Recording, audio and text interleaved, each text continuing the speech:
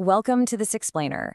I am incredibly excited to have you here today because we're going to explore a massive, literal paradigm shift happening right now in emergency trauma care. For decades, emergency response has relied entirely on one basic premise: transporting a critically injured patient to the hospital as fast as humanly possible. But today, we're going to see how drone technology is completely flipping that script. Okay, let's dive into this. What if the hospital came to you? Take a second and just imagine replacing that frantic, anxiety-inducing ambulance rush through gridlock traffic with something far more efficient. Imagine bringing the life-saving elements of the emergency room directly to the curb, right where the patient is lying. Redefining the golden hour, the fragility of life-saving blood. This really brings us to a foundational concept in emergency medicine. In trauma care, the clock starts ticking the very second severe blood loss occurs. Every single minute matters immensely. But there's a massive logistical challenge here when it comes to intervening early, and that is the extreme fragility of life-saving blood. The sources provide a highly vivid metaphor for this challenge. Think of delivering fragile blood products through rush hour traffic, kind of like trying to transport a melting ice cream cake. Blood is incredibly temperature sensitive. If it warms up too much, or even if the cells physically rupture during a bumpy, delayed ride, it actually releases fatal toxins, things like potassium and hemoglobin, directly into the plasma. You can't just toss a bag of it in the back of a speeding, bouncing ambulance without significant stress and risk to the patient. Interestingly enough, the groundwork for a solution actually started in the military. An early study on aeromedical blood delivery, evaluating operations with awesome names like Operation Blood Rain, tested extreme airdrops via parachutes right out of planes. The results proved that when properly packed, delicate blood could absolutely survive extreme aerial deployments without sustaining any damage. This military innovation proved the concept and laid the groundwork for exactly what we're seeing today. Bringing hospital to curb, the Tampa General Hospital case study. So we're now moving from military airdrops to civilian applications happening right now. Specifically, let's take a look at a groundbreaking case study from Tampa General Hospital in Florida. They've just launched the nation's very first EMS-driven drone delivery program for whole blood. So the crucial point is the staggering speed, an average delivery time of just 3 minutes. Tampa General, operating in partnership with Hillsborough County Fire Rescue and Archer First Response Systems, covers a 70-square-mile area, and they can deliver this life-saving blood to a trauma scene in an average of under 3 minutes. That is just a staggering reduction in time. Let's walk through exactly how this seamless integration works. Step 1, a 911 call comes in identifying an incident with severe bleeding. Step 2, dispatch simultaneously sends out the emergency ground crews and launches the drone. Step 3, the drone flying high above and totally unimpeded by ground traffic arrives on the scene in minutes. Step 4, first responders retrieve the blood and can begin an immediate roadside transfusion. To put the magnitude of this into perspective, listen to this powerful quote from Michelle Moran, the Senior Vice President at Tampa General Hospital.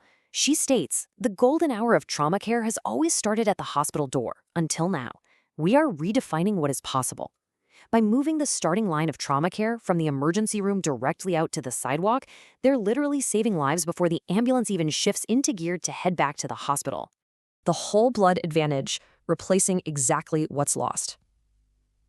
Let's move to and see how this builds, because it's not just about how fast the payload arrives, but what is actually dropping from the sky. Whole blood is exactly what it sounds like, unseparated blood containing all of its natural components. This provides a complete, holistic resuscitation fluid for trauma patients. And this is a really big deal because it contrasts sharply with the separated, fractionated blood products, like packed red cells or just plasma, that hospitals typically rely on and transport. By delivering whole blood, you get the complete package: red blood cells, plasma, and platelets. This allows paramedics to instantly replace the exact biological materials a patient is losing on the pavement before they even reach an ER. You're replacing exactly what's lost in real time, which aggressively extends that golden hour and stabilizes the patient for the ride back.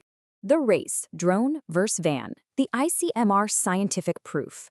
But is this aerial method truly better than ground transport? The Indian Council of Medical Research set up a literal race to scientifically prove the efficiency here: a drone versus a standard medical van. The parameters of this race were stark. The drone cruised at 70 to 75 kilometers per hour over a direct, smooth aerial path. Meanwhile, the medical van was crawling at 10 to 15 kilometers per hour, fighting unpredictable ground traffic, smog, poor road conditions, and navigating all sorts of geographic obstacles. Now, what's really interesting about this slide is the sheer disparity in the results.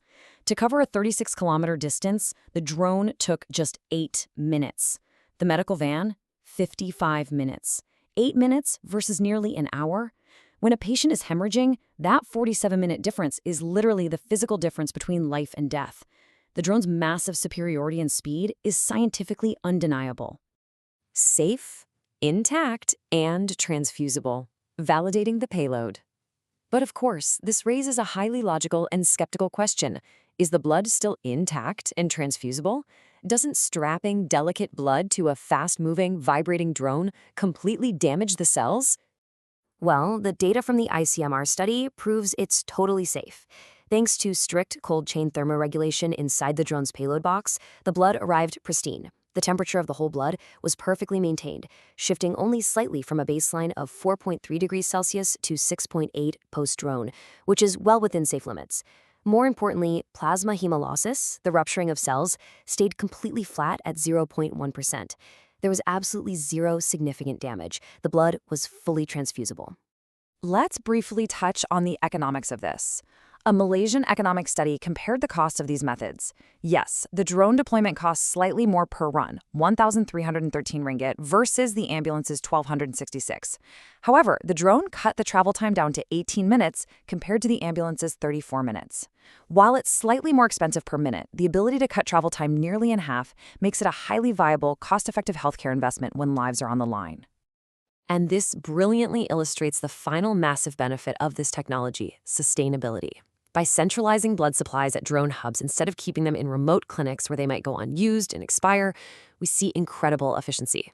In Rwanda's drone network, this centralized model prevented the tragic expiration of 35-day shelf-life blood, cutting waste by an amazing 87%.